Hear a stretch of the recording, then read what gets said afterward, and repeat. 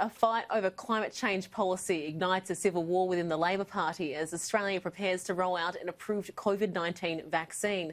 This was the week in politics. A win for Democrats overseas, igniting the climate wars in Canberra, with Labor calling for more ambitious climate targets to match a Joe Biden-led America. Why is the Prime Minister leaving Australia behind by refusing to support net zero by 2050? Scott Morrison, though, holding his ground. Australia's policies will be set in Australia and nowhere else. But it was an internal climate clash that emerged to cause the most chaos. If you want to act on climate change, the first step is to become the government. With Joel Fitzgibbon resigning from Labor's frontbench, declaring his party had moved away from its base. We lost touch with traditional working people. Pharmaceutical company Pfizer, meanwhile, believes it's in touch with the world's best hope of a COVID vaccine. The greatest medical advance in the last 100 years.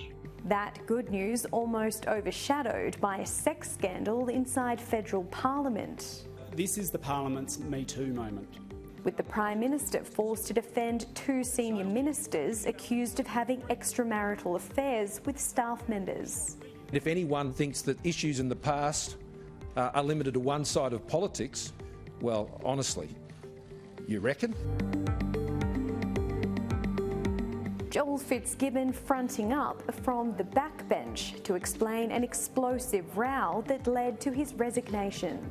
My mate Albo and I have had some dust-ups. All reports suggest, though, that this one was the worst, and once again, over climate change policy.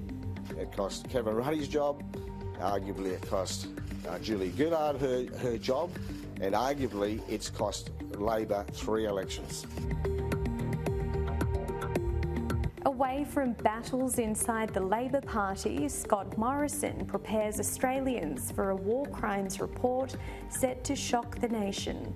This will be difficult and hard news for Australians. Announcing a special investigator to probe allegations made against special forces in Afghanistan.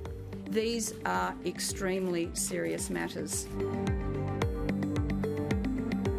The week ending with some optimism for openings.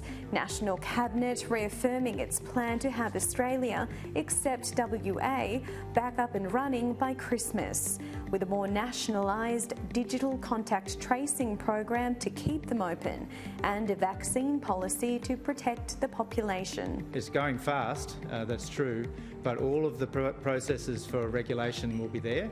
No one does this better than us. No one does it better than us. Lauren Darragh, Sky News, Canberra.